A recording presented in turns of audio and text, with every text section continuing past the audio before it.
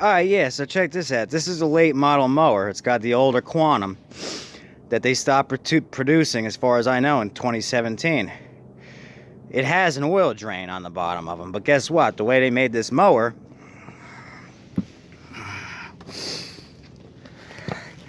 you ain't getting to it unless you take that stupid plastic thing off, and I don't feel like doing it. So guess what? I gotta do it the way you gotta do it on a new mower. Is you gotta tip it. So it's going up on this bench, and I gotta tip to get the oil out. And that's how they make them now, all the engines. Because, you know, the ones they make now are such garbage that most of them, they don't even expect you to change the oil. They got that just check and add for life nonsense, which that's because the damn engines don't last more than 5 years anymore anyway. But I gotta do this the old way. And then check this one. I think this one's 21 ounces. The Tecumseh was 26. I was off by 5 ounces. I said 21. I'm getting pretty good at memorizing this stuff since I do it so often. Pretty sure these guys are the 21 ounces. So up on the bench it goes. That's annoying though, you know. You think they could have at least made a hole in the thing to put your wrench up in there to let it drain. Of course, then you'd have a mess anyway, so I gotta do it this way, lift it up. Just felt I'd mention that, because that's the way you gotta do it to change the oil on these things. And it needs it. This is dark, you know, not good. You want you want good clean oil. In everything. Anything with an engine, you want good clean oil. You don't want black crap. Obviously. So, alright. We're off. Gotta do this. Yeah, I'd say that was due. This mower was built in 2010. What's that say? October 2010? 12 years ago? I'd say that's the first time that oil has been changed. That is some...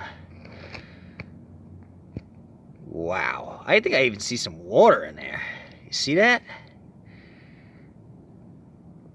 Whew. Damn. It's amazing what these older engines can run on, you know what I mean? They didn't take much back then. These things, like I said, you could expect to get 20 years out of one of these engines with minimal maintenance. The air filter was in horrible condition. The oil was horrible. The only thing was stopping this thing from going was the carburetor being gummed up with gas, bad gas. That's the only thing that was stopping that motor. The newer ones they make now, forget about it. Forget it. It would have had a thrown rod. It wouldn't even have it. It wouldn't even get that far because those cranks bend so easily now that, you know what? I just want to praise this engine so much. If you got a mower and it has this engine, hang on to it as long as you can. And then if you can, find another one. I got a couple of these laying around, these motors. I wouldn't be surprised if I had a mower the rest of my life with this engine, because these were the best.